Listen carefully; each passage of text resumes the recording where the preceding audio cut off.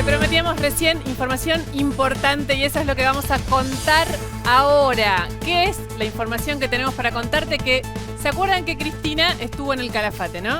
Viajó después del escándalo. Después del escándalo se fue. Cristina Kirchner viajó al Calafate y volvió del Calafate en un avión de YPF, la petrolera argentina. Lo hizo como vicepresidente de la Nación en un vuelo calificado como vuelo presidencial. En este avión que estás viendo en imágenes es el Lima Victor VTA, es un avión, un Learjet 60 que pertenece, tal como lo ves ahí atrás, dice YPF, es un avión de YPF. El jueves fue la carta de Cristina. El viernes a la noche, a última hora, Cristina estaba en el Senado, Alberto Fernández estaba en Casa de Gobierno. Cuando se retira nos enteramos del cambio de gabinete. El sábado 18 de septiembre a la 1:55 p.m. sale desde Aeroparque como vuelo presidencial rumbo al Calafate. Llega a las 5:54 p.m. en este avión que estás viendo en pantalla. Es un avión de YPF. ¿Cuándo volvió Cristina? Volvió el martes, el día de la primavera. Lo hizo en el mismo Learjet de YPF. Recordamos, el avión es propiedad de la petrolera argentina, una sociedad público-privada, y lo utilizó la vicepresidenta de la Nación para ir y venir del Calafate. Llamamos, por supuesto, a YPF. La información que nos dan, este avión se usa naturalmente para los directivos de la compañía. Es el único avión que tiene la compañía. Dicen que también se lo están alquilando a Presidencia. Llamamos a Presidencia de la Nación, a Secretaría General de Presidencia. Hicimos un pedido de información y también hicimos una consulta concreta. Nadie nos contestó. Desde YPF dicen que se lo alquilaron. En Presidencia no informaron si este alquiler fue así o no, y en todo caso cuánto le costó al Estado Nacional alquilarle a YPF el vuelo en el que Cristina se fue el fin de semana a Calafate después del conflicto con el presidente. No es la primera vez que la vicepresidenta de la Nación no utiliza aviones de la aerolínea de bandera, de aerolíneas argentinas o de aerolíneas comerciales para volar a la Patagonia. De hecho, cuando voló para el cierre de la campaña y el día de las elecciones, lo hizo en el Tango 010, si no recuerdo mal. Lo utilizó parte de la flota presidencial, la vicepresidenta en este caso. Bueno, en esta oportunidad lo hizo en este avión de la petrolera YPF. Y ahora empezamos y formalmente diríamos con la información que tenemos para hoy. Hay un montón de gente en el estudio. Yo les pido que se queden. Hoy hubo una frase del ex ministro de Salud de la provincia de Buenos Aires. Candidato. Y sobre todo candidato, exacto, en la provincia de Buenos Aires, que irritó mucho. La frase decía que la razón por la cual la gente no votó masivamente al oficialismo era la platita. Claro, él dijo como que de alguna manera, porque lo dijo así, que la foto de Olivos no hubiera molestado tanto si hubieran tenido platita en el bolsillo. Yo cuando la escuché me enojó me enojó la frase porque encima vas a decir que el problema es que no hay platita o sea, que somos todos unos inmorales, que no nos importa nada si tenemos plata en el bolsillo. De alguna manera lo que está diciendo Goyan, que ni siquiera lo dice en primera persona, porque no, utiliza, dice que alguien se lo comentó. Claro, ¿vos comentás algo con lo que no acordás de la manera que lo comenta Goyan? Escúchalo. Dale. Si uno tiene el tema de las fotos que molestaron a la gente, que nos molestaron, claro que sí. Ahora, te lo voy a decir como me dijo una señora que esta semana charlando en un barrio, me dijo que no fue a votar, y le dije, pero ¿por qué no fuiste a votar? Y porque estamos mal. Y alguien del grupo dijo, y te molestó la foto, y dice, mira, la foto con un poco de platita más en el bolsillo, es como que es otra cosa. Ahí estaba Goyan. A mí no me parece que él esté indignado por lo que le había dicho esta tercera persona, ¿no? Al revés, lo que se entiende de lo que él dice es como, está bien, tiene razón, por eso ahora les vamos a poner plata en el bolsillo. La pregunta es, ¿se trata de esto? Hoy tenemos un programa muy interesante. Están sentados acá Chiche Duhalde, ex senadora nacional. No hace falta presentación con Chiche Duhalde, la ven sentada ahí. Hay mucho que conversar sobre por qué en los barrios vulnerables bajó tanto, enormemente el caudal de votos en el conurbano bonaerense. Es lo que se está preguntando ahora, a esta hora, el oficialismo, que de alguna manera volvió al territorio, ese territorio donde trabajan los presentes, y les agradezco por venir, Roxana, que es referente de un comedor en Fuerte Apache, y Mariano García, que es profe de geografía en una escuela en La Boca y otra en Avellaneda. La idea que queremos charlar un poco con ustedes para, en principio, te lo pregunto a vos, Roxana, Sí. ¿es la platita el problema? No. Son ellos el problema. No es la platita y no. No, el hambre, la necesidad, el acompañamiento. Si no tenés salud, no tenés trabajo. Si no tenés educación, no tenés trabajo. Si no tenés acompañamiento, no tenés educación. ¿Qué te pasó cuando lo escuchaste al exministro de Salud, cuando lo escuchaste a Goyan? Me da bronca. Es indignante. Nos siguen tratando de ignorantes. Siguen con el mismo discurso siempre. Dale, le aumento el alimentar, total, con eso ya está. Después llevo y después lo llevo, me vota. Le aumento la asignación, le doy un bono cada 2 meses. ¿Y no funciona así en los barrios? No, es no que funciona así. La gente no a ver, no sé si la palabra es engañar, pero esta cosa de llega la elección, te regalo o te doy algo que necesitas. Regalo. Una bolsita de mercadería. No, estaba pensando en el electrodoméstico cuando dije regalo, porque No. la bolsa de mercadería es una asistencia que se supone que está todo Sí, el año. que se supone. No está. Se la dan cuando llegan las elecciones. Y la bolsita es una vergüenza, aparte. La bolsita que les dan. Roxana, si vos tuvieras que decir qué pasó en este año y medio de la pandemia, que fue distinto a otras veces, digo, porque la situación en los barrios es muy difícil desde hace mucho tiempo, pero los votos cambiaron ahora. Y la gente se está dando cuenta. Ya no es tonta. Ya no es que va porque le aumentó el alimentar o la asignación o porque le dio un IFE o porque le da una bolsita de mercadería. La gente quiere cambiar. La gente es ignorante, no es tonta, no es ni ignorante ni tonta. Son pobres, somos pobres. Sabemos lo que queremos, nos estamos dando cuenta a dónde estamos yendo, a dónde vamos a terminar. Si seguimos así, ¿a dónde vamos a terminar? Nos dejaron fuera del sistema, totalmente, en todo sentido. Ya desde la educación, desde el trabajo, el acompañamiento, el hambre. No podés vivir en una vivienda digna. ¿Por qué? En una villa no pueden prender una estufa porque se les prende fuego la casa. Porque es todo de madera, todo de chapa. La quiero sumar a Chiche de Valde, porque recién antes de nosotros, un poco, y en línea con lo que decís vos, Roxana, estuvo Margarita Barrientos en el programa de Diego, en Ya Somos Grandes. Ella dijo una frase que a mí me quedó marcada, que es: la gente está cansada de seguir siendo pobre. Ella está cerrando comedores porque no da abasto, porque no le alcanza la comida para alimentar la demanda, no le alcanza económicamente. Era demoledor escucharla, y es un poco lo que está diciendo Roxana. Sí, en realidad los comedores comunitarios no deberían existir si tuviéramos un plan. Lo que pasa es que no hay plan. Cuando surgió la tarjeta alimentar, si la tarjeta alimentar en realidad hubiera sido hecha con un censo previo y en la provincia de Buenos Aires, que es la que conozco, hubiéramos sabido cuáles son las familias vulnerables, cuántas hay, dónde están, qué nombre y apellido tienen, dónde viven, y la tarjeta alimentar hubiera tenido el valor económico que esa familia necesita para poder alimentarse verdaderamente mientras se la capacita, porque tiene que haber orden y control.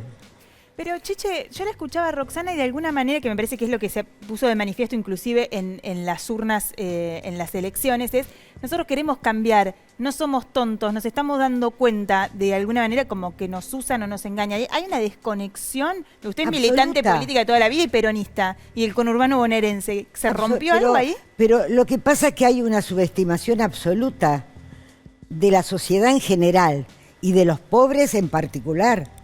Por supuesto, eso desde ya, lo que ella dice es así.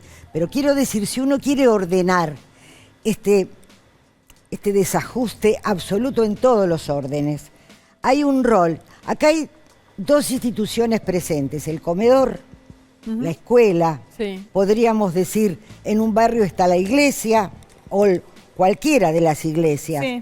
el club. Hay varias instituciones. Pero tiene que haber una institución muy importante, que es el municipio, que tendría que saber cuáles son las familias en situación de vulnerabilidad. Las tiene que conocer.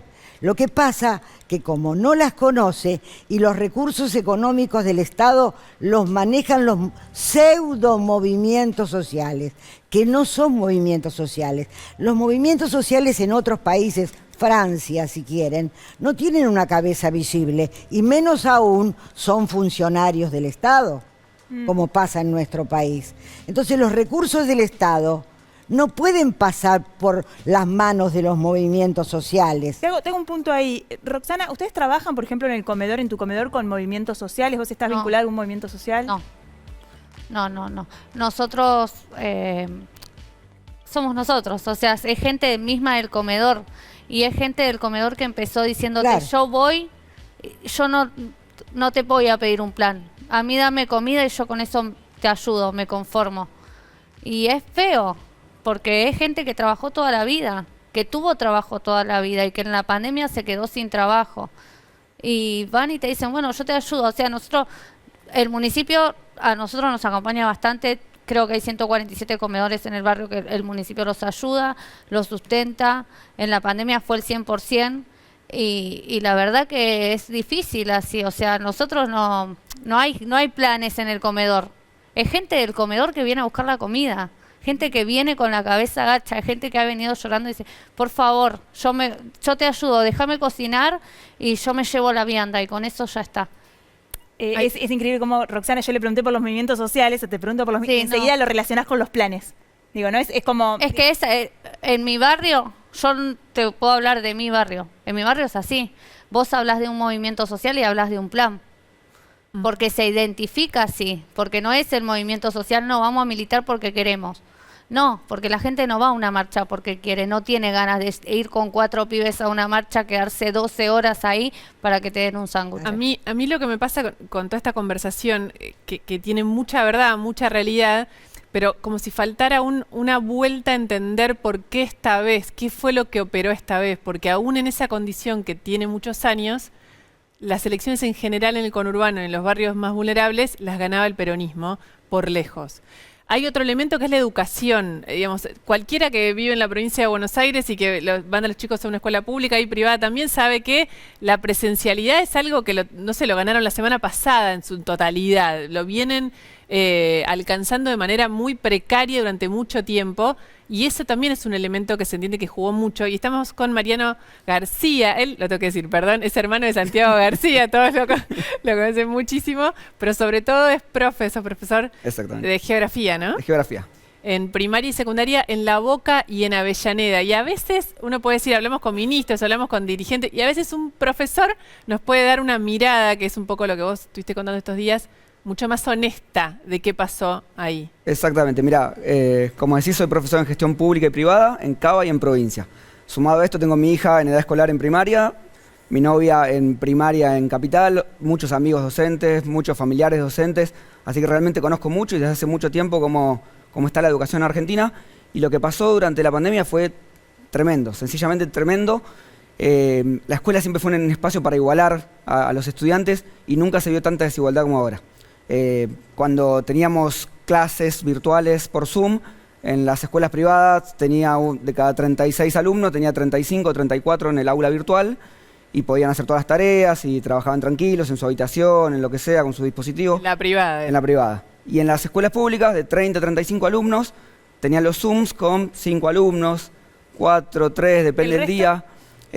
Trabajábamos con el Google Classroom, que es gratuito, entonces podíamos subirle algo de material ahí que lo vieran después, porque se encontraban con 3 problemas los alumnos, que eran la falta de dispositivos, en muchos casos, la falta de internet, en otros casos, y sobre todo el entorno en el que estaban. O sea, a un adolescente le cuesta mucho concentrarse y empezar a escuchar a alguien que le hable de inglés, de matemática, de geografía. Entonces por ahí están en una casita muy chiquita o con mucha gente alrededor, muchos estímulos, y tienen que estudiar por medio de un celular, escuchar a alguien que les está hablando ahí.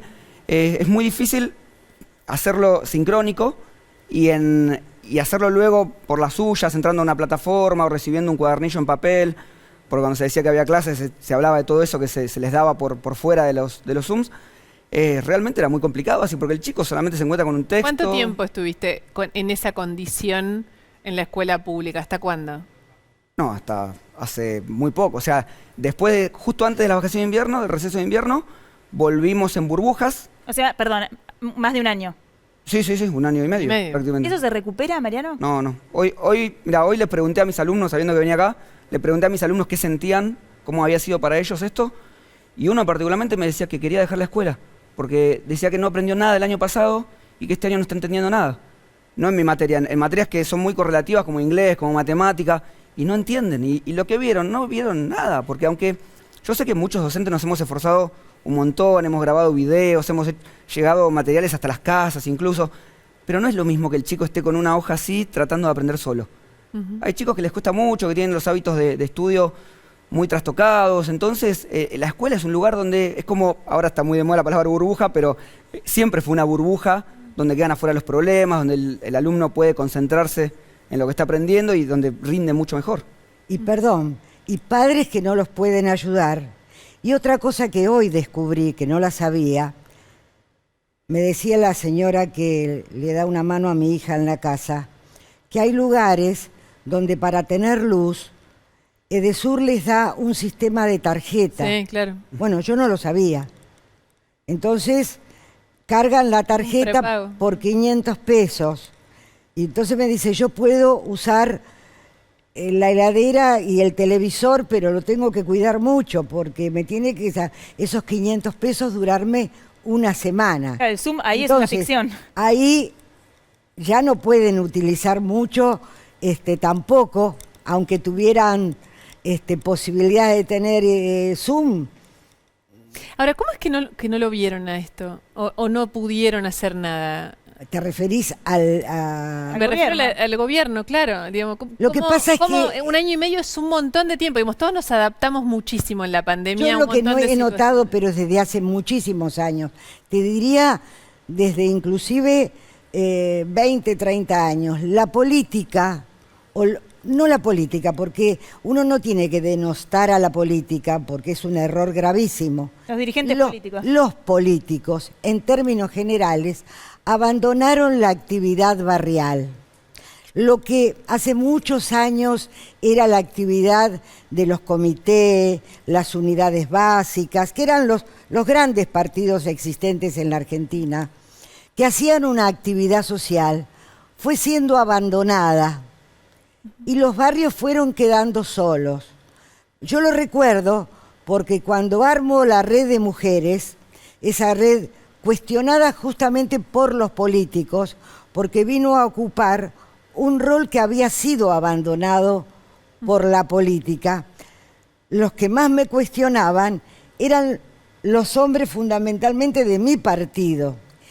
Y a mí me toca perder una elección, a pesar de haber armado una red de 35.000 mujeres, a las que les pido no intervengan en la elección donde me toca enfrentar a Graciela Fernández Mejide. Les mando una carta a cada una. Y pierdo esa elección. Y por supuesto fui cuestionada por todos los hombres de mi partido, porque para ellos, ¿cómo había podido yo haber mandado esa carta? Pero había un vacío, un abandono ya. La política se hacía desde otros espacios. Y enfrentarse con los problemas de la gente, bueno, sí, ya te lo voy a solucionar. Sí. En lugar de poner la cara y decirle, mira, esto puedo, pero esto no puedo, fue costándole cada vez más. Y entonces empezaron a ir a los barrios cuando había algo para inaugurar, pero no esa visita cotidiana de enfrentarse cara a cara con los problemas. ¿Es así como dice Chiche, Roxana? Sí, con respecto a lo de la educación, nosotros en el uno de cada 4 dejó el colegio y nosotros en el comedor teníamos 20 chicos. Yo tengo 5 hijos. En el comedor tengo 70 chicos. ¿Cuántos años tenés, Roxana? 32. Teníamos 20 chicos, los dividíamos, son 70, los dividíamos en grupo de 20 y teníamos 4 dispositivos que eran nuestros. El wifi nos prestaba la señora de arriba, o sea, teníamos 20 chicos con 4 dispositivos, todos pegados. Mi casa es chica. ¿Por qué no abriste el colegio? O sea, era lo mismo. Era mayor hacinamiento eso. Mi hijo está en 2º grado y es el único que sabe leer. Hay nenes que no saben leer en 2º grado, perdieron los 2 años. ¿Con qué? está todo bien, yo entiendo, y es el presidente y todo lo que vos quieras decirme, pero ¿con qué autoridad los privás de la educación? ¿Cuál es la educación? Sí, anda con tu mamá a buscar la comida y total el nene después aprende. ¿Y para qué voy a trabajar? Si total voy a buscar la comida, si total me dan un plan, si total tengo que alimentar, si no necesito trabajar. Sí, o sea, decís un montón de cosas súper relevantes, importantes y que son como un cachetazo y que pasan. Digo, 1 de cada 4 Dejó el colegio. Dejó el colegio. Éramos 20 con 4 dispositivos. En realidad 70 que vivíamos en 20 con nuestros dispositivos para que los chicos no dejen la escuela. 4. Y una cosa que decís me parece desde el principio, que es esto de el plan, que uno muchas veces lo escucha como enojado a mucha gente de la clase media que dice, yo pago mis impuestos para que le den planes como una cosa. Y te escuchamos a vos que decís, nosotros tampoco queremos los planes. Nosotros no queremos los planes, nosotros queremos trabajar. ¿Cuál es el plan de Alberto Fernández? ¿Hasta cuándo seguir con los planes? ¿Hasta cuándo seguir dando el IFE? Para mí, y lo que yo veo, yo hace 4 años que tengo el comedor, pero hace 6 años que me dedico al trabajo social, particularmente de mi barrio. O subsidiale, si sos tan bueno, subsidiale 100% la vida a la gente o dale trabajo, porque no quiere planes la gente. O si no, decirle, no, ¿sabes qué? Mejor quédate en tu casa, yo te arreglo la vida, te la soluciono. ¿Por qué no quieren planes? Porque no es una ayuda, yo no te lo voy a negar, es una ayuda, pero o sea, mucha gente lo cobre, por ahí si lo digo mal me va a jugar en contra. El trabajo dignifica, no el plan. ¿Por qué tenemos que ir? ¿Por qué los que cobran el plan tienen que ir a barrer y levantar mierda con la mano si para eso hay una empresa que levanta los recibos? Que cobran 60.000 pesos por mes. ¿Por qué lo tiene que hacer la gente que le pagan 12.800? Es humillante. Es humillante porque ni siquiera tienen las condiciones para ir a meterse y levantar con la mano las cosas. No, pero si vos no trabajás, no, bueno, te lo tenemos que sacar. ¿Con qué derecho? ¿Quién lo hace? O sea, de alguna manera u otra lo tiene que solucionar. Esto viene desde Ellas Hacen, que empezó creo que hace 15 o 20 años. ¿Entendés? ¿Y cuándo fue la solución? ¿Cuándo va a ser el corte? O sea, nunca va a haber trabajo entonces. Entonces, bueno, no, sí, ¿saben qué? Se tienen que arreglar con el plan porque el trabajo, y bueno, lamentablemente no tengo los medios. Bueno, entonces renuncia. O sea, si vos no podés solucionar un país, te agarraste primero de Cristina, después de la pandemia, ahora del embarazo, ¿y después de qué vamos a hablar? ¿Y cuándo vamos a hablar del trabajo? Perdieron y al otro día se estaban peleando. Roxana, mientras vos estás hablando, está fuera de cámara. Ahora lo vamos a dar la bienvenida a Eduardo Levy-Yeyati, que es una persona que sobre esto que vos estás hablando sabe un montón y que estudia profundamente la Argentina y en relación a la economía, sobre todo, y en relación al trabajo. También está Antonio Aracre, CEO de una de las empresas más importantes de la Argentina, porque también nos interesa el punto de vista del sector privado. Chiche, te hago la última que a mí me parece que es muy importante como dirigente histórica del conurbano social y del peronismo. ¿Tiene arreglo este vínculo roto de algún modo entre los sectores más vulnerables y la política? Tiene absolutamente arreglo, pero tiene arreglo en la medida en que los partidos políticos, todos los partidos políticos, se den cuenta que estamos viviendo una situación de crisis profunda y que tienen que ponerse de acuerdo. Yo cuando los escucho, por ejemplo, ayer escuchaba a 2 hombres en los que me merecen todo respeto, con posiciones muy enfrentadas en televisión. Y yo los escuchaba y decía, los dos tienen razón. No entiendo nada de economía, pero me parecía que los dos estaban diciendo cosas muy importantes. Ahora, ¿por qué esas 2 verdades no pueden encontrarse en un proyecto común? Pueden sintetizarse. Porque de alguna manera hoy tenemos 20 y pico de ministerios urgentes e importantes. ¿Cuántos puede haber? 10. Los demás a lo mejor pueden esperar. Aboquémonos a esos 10. Pensemos proyectos comunes para esos 10 ministerios importantes, que ya todos sabemos cuáles son. Y todos esos partidos que hoy están enfrentados hagan un proyecto común de país, porque siguen hablando de cosas que a la gente no le importan. Nadie le está hablando de los temas que ella está planteando. Nadie. Muchísimas gracias, Chiche, por venir. Yo quería, antes de irme, por favor, regalarles a cada uno. Sí, yo no lo escribí, por eso lo regalo. A ver. Porque si yo lo hubiera escrito no me atrevería. Esto lo escribieron sociólogas francesas que vinieron a hacer una investigación de la red de mujeres, por eso lo regalo, y me sorprendieron a mí. Por eso me parece importante. La solidaridad en red, historias de manzaneras y comadres, es la historia que vuelva de aquella red, una red las mujeres de la buena humana, porque no alcanza. Tiene que haber una red de contención en los barrios más humildes al lado de la gente. Gracias. Muchas gracias, Chiche. Ojalá Muchas gracias. por lo menos lean un pedacito. Gracias, Chiche. Muchas gracias. Gracias. Chiche trabajó Por venir. muchísimo Te con felicito por el proyecto trabajo. Manzaneras. Y había otra persona que iba a Está entrar. ahí afuera la Irola va a entrar. Eres Muchas tan gracias. chiquito, por eso rotamos los espacios. Gracias. Gracias por venir. Muchísimas gracias. Ahí está, Chiche. Este es el libro, bueno, de las manzaneras, uno de los proyectos principales que tuvo Chiche. Yo me quedé, mientras entra Levi Yeyati, Roxana, yo me quedé con algo que vos dijiste que me impresionó, que es por qué nosotros, por un plan de 12.000 pesos, nosotros o el quien sea, digamos, estamos haciendo el trabajo de empleados de una empresa que cobran 60.000. Nos subimos a ese trabajo por un cuarto de lo que ganan ellos. ¿Por qué pasa esto? Porque nos negrean, literal. Porque la empresa de limpieza que le pagan no entra al barrio. Porque es Fuerte Apache, porque tenés miedo, porque somos negros, ¿qué te damos? ¿Alergia? ¿O por qué? ¿O porque hay un arreglo, porque el jefe no los deja entrar? ¿Lo tenemos que hacer nosotros de verdad? O sea, yo te digo, literal, esta pregunta no sé a quién hacérsela. ¿De verdad lo tienen que hacer por 12.800 pesos? O sea, yo creo que no tienen ni idea de pararse y ver todo lo que tienen que hacer por esa ayuda mínima que le dan, porque con eso realmente no compras nada. Un yogur está a 180 pesos, casi 300 pesos un kilo de pan. ¿Cuánto te dura? Y un día antes de que cobres, te aumentó todo.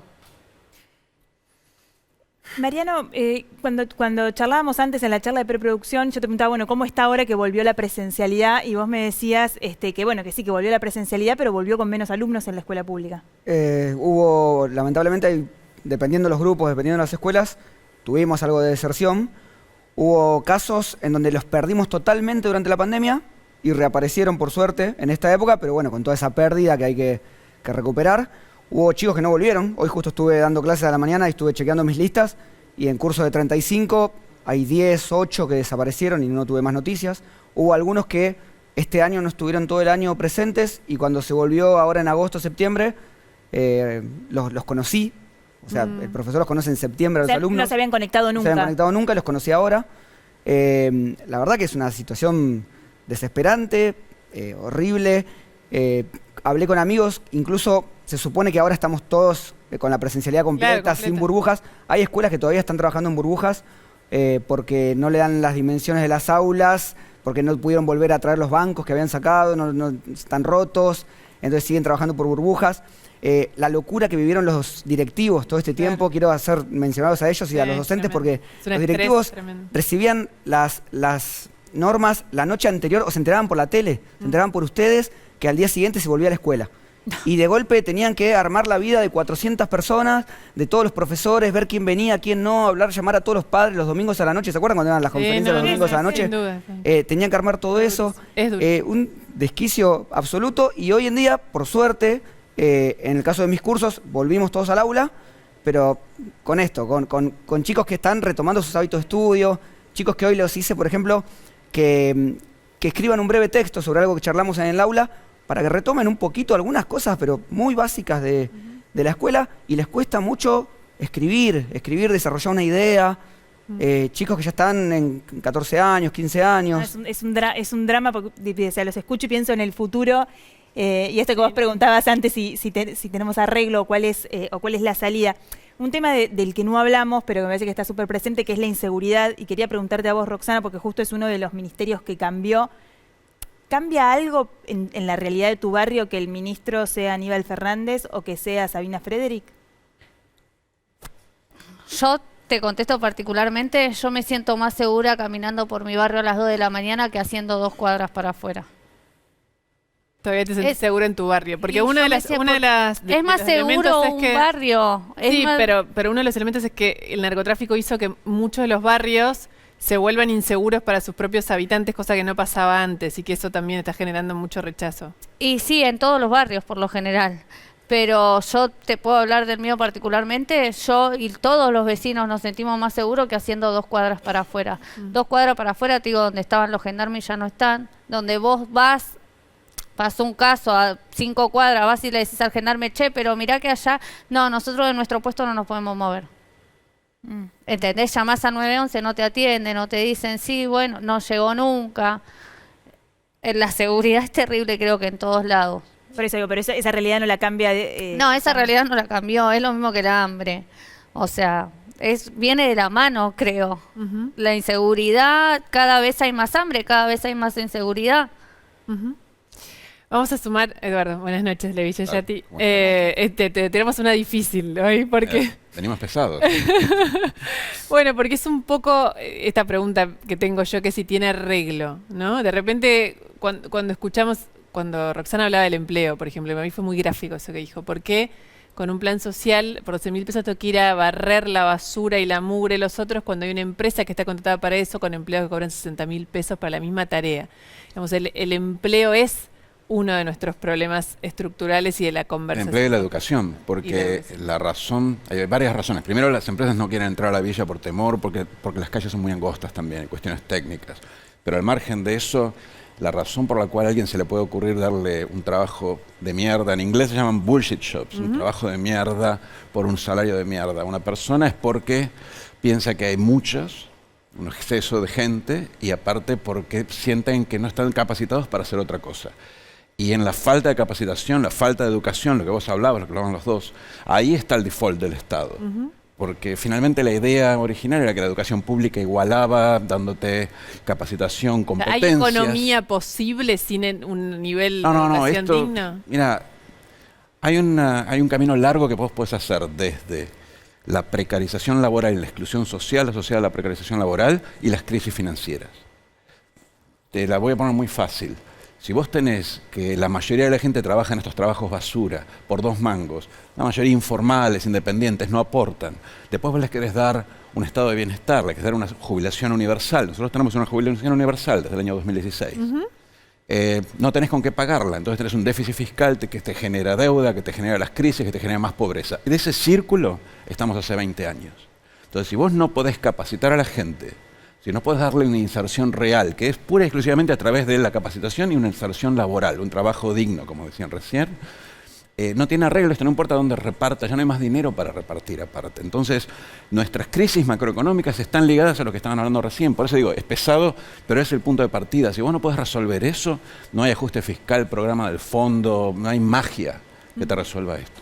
Decís, estamos dando vuelta en esta suerte de ruedita de hámster hace 20 años, pero en esta elección pareciera que hay un acuerdo que existía por lo menos desde el origen del peronismo entre sectores populares y ese voto, si querés, más duro al peronismo. ¿Eso se rompió o es un episodio?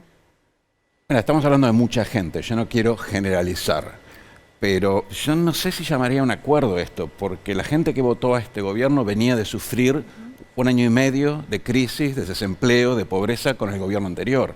Entonces, en alguna medida también habían reaccionado contra las mismas cosas que están reaccionando ahora hace 1 año y medio, hace 2 años. Entonces, en el fondo, el tema es básicamente el mismo. El tema es que los gobiernos no terminan de encontrar la solución, y en particular que este gobierno piensa que simplemente repartir va a resolver el problema social. Capaz que el problema es que no la puede encontrar un gobierno. Iba a decir lo mismo. Porque digo, si estamos pensando en una solución que requiere un plan a largo plazo de 15, 20 años, y me parece que se va a tener que poner de acuerdo la dirigencia política en general, no un gobierno. Sí, aparte son varias cosas que tenés que hacer. Porque vos tenés que capacitar a la gente, tenés que salir de la recesión. Si vos capacitas y no tenés empleo, esa gente se va a frustrar. O va a estar sobreempleada, vas a tener el ingeniero en el taxi, o el tipo que termina el secundario y que termina barriendo una calle. Entonces, tenés que tener varias puntas a la vez. Y después tenés que hacer una reforma educativa que no le dé la espalda al trabajo. Yo, no quiero ponerme en tus zapatos, pero nosotros enseñamos para que, cuando se habla de enseñar para el trabajo, resulta que muchos docentes critican que eso es una fábrica de trabajadores. Y hoy estamos formando una fábrica de excluidos sociales. Prefiero que esa persona pueda trabajar, después elegirá qué es lo que quiere hacer. Entonces, hay más cosas también, pero digo, hay varias cosas. Si uno piensa que la solución es simplemente un gobierno, una persona, una medida, le está pifiando y vamos a seguir en el mismo círculo. Pero en el medio no nos pasa que mientras tanto nada. Digo, no es una persona, Mientras tanto, no es más un planes. gobierno. Claro, mientras tanto es nada. Digo, porque lo de la educación, por ejemplo, lo de la pandemia, nos tocó una pandemia. Eso es un elemento también que cuando analizamos si quiere el resultado de la elección importa, claramente, porque pasaron cosas muy extremas que hizo que la gente reaccione también de modo extremo. Y opera, ¿no? Pero lo de la educación, no hay excusa para entender cómo el sistema, que lleva 1 año y medio de pandemia, este año, si no tuvo presencialidad, por lo menos tener un plan de contingencia más eficiente. O sea, en el medio es nada. Sí, es una falta de capacidad estatal, decimos los economistas. Sí, se ve en otros países latinoamericanos y en Argentina se ve cada vez más. El Estado argentino hoy básicamente sabe hacer 2 cosas. A ver. Dar subsidios o perdonar impuestos y distribuir dinero a través de la base del ANSES. Todos esos planes que estamos hablando, la UH, Progresar, Alimentar, es una base y un giro hacia alguna cuenta. Eso es fácil, ¿sí? Ahora, vos querés resolver la seguridad, el tema de salud, el tema de educación, que son políticas territoriales, políticas micro, políticas descentralizadas. La educación está descentralizada, la educación es provincial. Entonces, el gobierno tiene de alguna forma que orientar, pero las provincias tienen que responder. Todo lo que sea más complicado, más arduo, al gobierno argentino, al Estado argentino, no al gobierno, al Estado argentino le cuesta muchísimo. Entonces repartimos guita. Cuando te quedas sin guita, no puedes hacer política pública. No puedes dar subsidios, no podés tirar dinero en un helicóptero y te quedas paralizado. Y lo que pasó en la educación fue un poco eso. Vos cerraste las escuelas, pero en vez de generar una plataforma, de generar formas de conectividad, dar, por ejemplo, conectividad gratis a los barrios vulnerables para que los chicos al menos pudieran tener la opción Que aparte de tuviste conectarse. tiempo, porque yo frente Formar a a eso, los docentes. digo, 1 año y O sea, medio ¿cuánta ya es capacitación tiempo. tuvieron ustedes? No, a ver, Cada uno por la suya. llegaban ciertos cursos que te decían, bueno, puedes entrar a este link, hay un curso online, lo que sea, pero la mayoría lo fuimos haciendo como pudimos. Algunos ya estábamos más en tema con la tecnología y no tuvimos problema y nos grabamos haciendo videos y los editamos y aprendimos a hacer todo eso. Pero mi mamá, por ejemplo, ya pasó los 70 años y fue una tortura para ella el año pasado. Fue una tortura porque no encontraba la manera de conectarse de ninguna manera con sus alumnos. Ah, tu mamá siguiendo clases. Sí, estaba esperando poder jubilarse, pero bueno. Entonces, para ella fue una tortura. Para colegas míos, que son personas que nacieron hace muchos años cuando no había internet, cuando no había computadoras, cuando no había nada de eso, y se fueron ayornando de a poco, de golpe. Una cosa es ayornarse de a poco, usar WhatsApp, usar una compu, y otra cosa es de golpe usar programas de edición o usar plataformas educativas que nunca manejaste. Para alguien grande es más difícil. Entonces, para algunos lo pudimos llevar bien y para otros fue una tortura. Pero te digo, hay muchas políticas complementarias, que en el caso de la educación en particular, que nadie se puso ni siquiera a pensar cómo hacerlas. Tenían una plataforma, colgaron unas cosas en la plataforma, nadie evaluó si se usaba, creo que se usaba bastante poco. Nadie evalúa, por ejemplo, se habla de que se desconectaron 1 millón de estudiantes. Ese número nadie sabe dónde sale, porque como no hay registro, No, porque no hay registro. el aula no está digitalizada, nadie sabe ni cuántos estudiantes hay, no sabe ni cuántos docentes hay en la provincia de Buenos Aires, según yo sé. ¿Y cómo vamos a encontrar la solución si no sabemos la dimensión Bueno, del problema? Hay algunas provincias que están pensando un plan de revinculación. Hay algunas iniciativas en el sentido. Tenés que ir a buscarlos a la casa. Pero tenemos que saber quiénes son primero, Eduardo, para ir a buscarlos. Pensaba, estamos ya medios cortos de tiempo, les agradecemos un montón por haber estado acá. Charlamos de un montón de cosas, Roxana, pero quería preguntarte porque digo, de todo esto que estamos hablando acá, que todo es el largo plazo, pero hay un corto plazo que es el 14 de noviembre. El gobierno dijo que escuchó el mensaje de las urnas y ahora hay un montón de planes básicamente que llevan platita, para usar la palabra de Goyan, al bolsillo de un montón de argentinos. ¿Crees que eso va a cambiar el voto de los barrios populares, de tu barrio, por ejemplo, el 14 de noviembre? No, no va a cambiar. No va a cambiar. Que ya el discurso de que te doy plata y me votás, de tratar de ignorante, ya está, se terminó. No va a cambiar. Porque aparte, ¿para cuándo lo anunció? Para noviembre. Eso se va a cobrar en diciembre. Porque es lo mismo que pasó con el IFE. Dijeron, dimos 4 IFE. Mentira, dieron 2. Sí, es cierto que pagaron Porque te 4 lo veces. pagaban un mes Sí. por medio. O sea, no dieron 4, dieron 2. Ahora te dicen, sí, en noviembre les vamos a dar un IFE y le vamos a aumentar la asignación. Lo vas a cobrar en diciembre. No les va a cambiar nada. No va a cambiar nada. Ya está. Cuando entran al cuarto oscuro, entran solos. Ahí se terminó el miedo. ¿Te sorprendió a vos? No. ¿Ese cambio? No. No, en mi barrio particularmente no. No Y en porque, general, porque sí. en general sí, en general me sorprendió, en mi barrio particularmente no, porque imagínate lo nosotros conocí. viviendo en Fuerte Apache, caminábamos por una parte donde no nos veíamos la cara. Porque no Y había hoy luz. la gente, porque no había luz, Mm. y hoy la gente está con... Nosotros vivimos 24 años de curtismo. Curto nos quería poner una bomba y matarnos a todos porque no le servíamos. Ujú. Y esto no lo digo yo, te lo dice los 84.000 habitantes que viven en Fuerte Apache. Ahora nos vemos la cara, nos vemos la luz. La verdad que yo no soy militante de nada, no me gusta la política, no la entiendo, no la voy a entender nunca. Pero no va a por lo menos en mi barrio no va a cambiar. Nosotros tenemos un intendente que se preocupa por la gente, que entra. Curto jamás lo caminó. Mi abuela tiene 76 años y te lo puede decir. Curto jamás lo caminó. ¿Entendés? Ahora tenemos una persona que entra y camina. Y eso es lo importante. Que alguien se preocupe por Fuerte Apache y no va a cambiar. Gracias. No va a cambiar. Muchísimas gracias. Gracias a No, los de dos nada. por venir. Gracias, Mariana. Por favor. De verdad, Ok. es como en esa verdad cotidiana de ustedes hay mucha más verdad de la que muchas veces hablamos con los políticos. Muchas gracias. Gracias. Eduardo, te voy a hacer la pregunta otra vez y te pido, porque siempre sobre esta pregunta nos vamos todos a planes de largo plazo. ¿Cómo se arregla la Argentina? Pero esa pregunta no te la puedo contestar tan corta. ¿Cómo se arregla esto? ¿Cómo se pierde esta mirada que hay ahora muy instalada de que no hay salida? ¿Querés? Te lo digo más fácil. ¿Por dónde está la Mira, salida? ¿cómo se llama esta? ¿Roxana? Roxana te dio una respuesta. El intendente es amigo personal, un coautor, Diego Valenzuela. Hay gente que labura mal y hay gente que labura bien. Y él está haciendo un buen laburo. Y de alguna forma ella, sin querer hacer suscribir políticamente, estaba diciendo, ahora nos vemos la cara, ahora este tipo viene, me mira. Vos poné una dirigencia que muestre que le importa lo que le pasa a la gente, más allá de la... ¿Eso no era el peronismo? ¿Eh? ¿Eso no era el peronismo? No sé, no para mí, por lo menos. Bueno, y aparte, pero era el tampoco es un discurso. partido, ¿no? Estás hablando de personas. Dame personas que les importe menos mantener su cuota de poder y que les importe más bajar y generar cambios en la gente. Y la gente va a volver a... Te digo, el escepticismo tiene muy buenas bases. Porque Tiene muchos en argumentos. términos generales da la sensación que a los políticos, sin que todos sean lo mismo, a los políticos da la sensación que no les importa mucho. Cerrar las escuelas y no haces nada más, que se arreglen. Eso la gente lo percibe. Entonces, si vos tuvieras dirigentes que los volvés realmente comprometidos y preocupados y trabajando para hacer cambios marginales, yo creo que la gente puede tener de vuelta expectativa. Después hay que hacer muchísimo laburo. Pero en Pero términos lo que es económicos, más allá de, supongamos que son todos buenos, los dirigentes, y que Se ríe. todos tienen... La cara de Eduardo es genial. Pero, por eso, hagamos esta escena de fantasía. Supongamos que son todos buenos y todos quieren hacer las cosas bien y que están mínimamente preparados para hacerlo. Es un escenario Disney.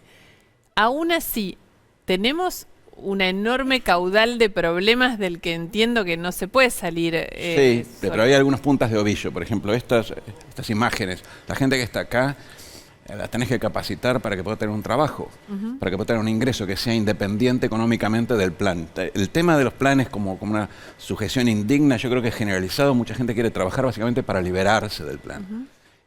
Tenés que formarlos no mandarlos al secundario, darles un curso de 6, 12 meses, generarles formas que faciliten la inserción laboral, incluso como trabajadores independientes. Hay gente que lo hace, en la Ciudad de Buenos Aires están intentando hacer algo. Perdón, había No una sé si va contra- sol- no- había perdón, disculpe que te interrumpa, Sí. pero el gobierno anterior, me acuerdo, Carolina Stanley, el Ministerio de Desarrollo Sí. Social, había puesto una contraprestación al plan que era, Bueno, sé cómo se aplicó, si se Una de las tuvo Sí, pero los control o mandaban, no. los mandaban a terminar el secundario.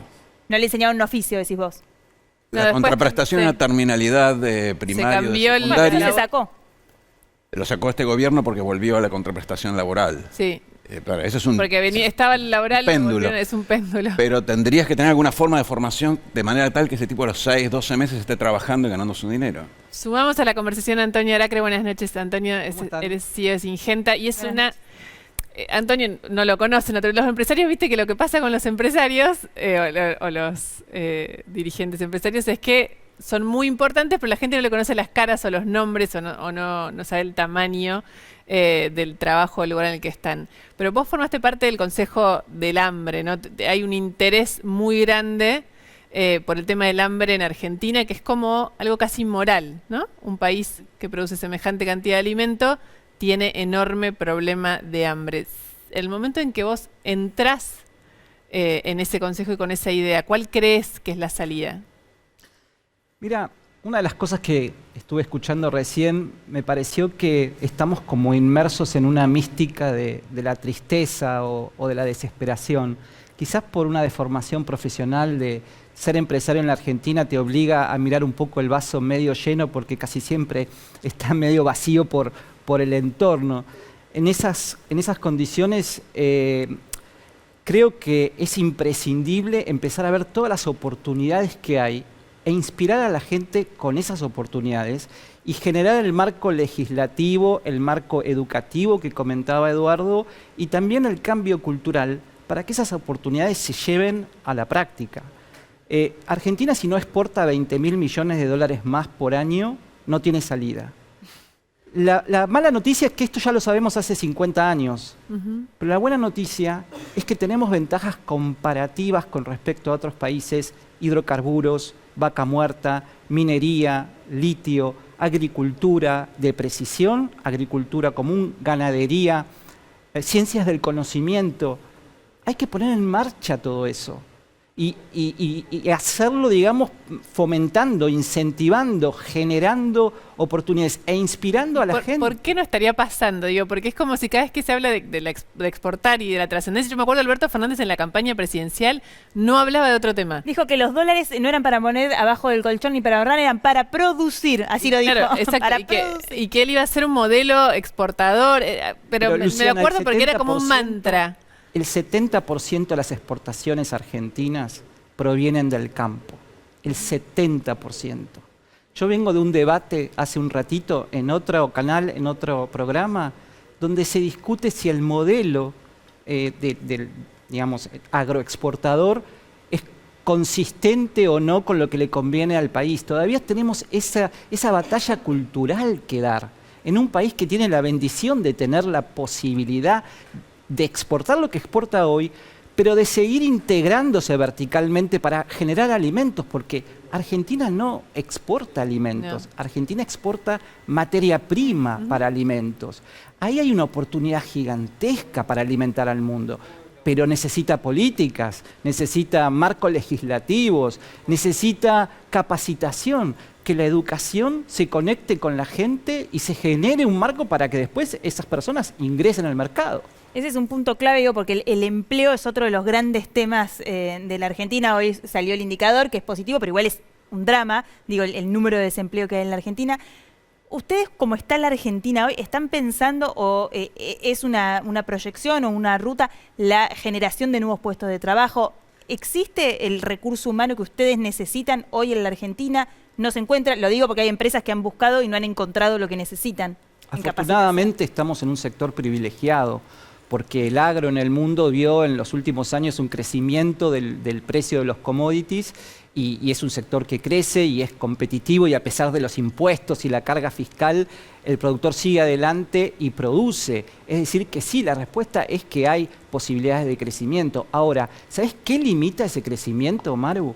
Las importaciones. Ojalá pudiéramos importar más para poder abastecer el mercado, pero no se puede porque hay una limitante que son los dólares que se disponen. Entonces, no solamente nos crecemos nosotros, hay un montón de pymes que necesitan dólares para importar insumos y poder producir más. El Producto Bruto Interno este año va a crecer 8 o 9%, podría haber crecido 12% si tuviéramos los dólares. Cuando la gente dice, ¿qué me importa el Fondo Monetario Internacional? Es esto, es trabajo. Es crédito. ¿Cómo nos compramos nosotros hace 30 años el primer departamento o el primer auto? Si no hay crédito, en cualquier país del mundo, tu primer bien importante te lo compras en cuotas. Acá no existe. Sí, no existe desde hace bastante ya, ¿no? Nos acostumbramos un poco a esta vida de emergencia, ¿no? Como con el corralito, con la vida sin cuotas, sin crédito hipotecario. Nosotros somos ya una generación que viene con eso adentro. Un dato más, algo, Eduardo, que quieras. Para sacar esta idea, ¿no? Porque él dijo esta atmósfera de tristeza, Mirá, ¿no? Y él acá- decía siempre entre lo privado y lo público, la tensión de lo que necesita y lo que el Dos Estado cosas puede te voy a dar. decir. Vos preguntabas por qué hablaban de exportaciones y tuvieron un modelo proteccionista. Yo creo que porque son grupos de interés. Le diste a sectores proteccionistas parte del Ministerio de Producción y subieron la protección y eso va en contra directamente del modelo exportador. Es política. Se La cambia. segunda cosa que te quiero mencionar es que uno de los sectores con más dinamismo, porque ojo, el sector agroexportador per se es crecimiento y es dólares, pero no necesariamente es empleo, no genera tanto empleo, ni acá ni en ninguna parte del mundo. No es culpa de nadie, es así hace décadas. El sector de economías basadas en el conocimiento genera empleo de diferentes niveles de calificación, no solo son los programadores. Y nosotros le ponemos un impuesto a las exportaciones de ese sector. Todo el mundo está creciendo. Nuestras exportaciones basadas en el conocimiento están cayendo.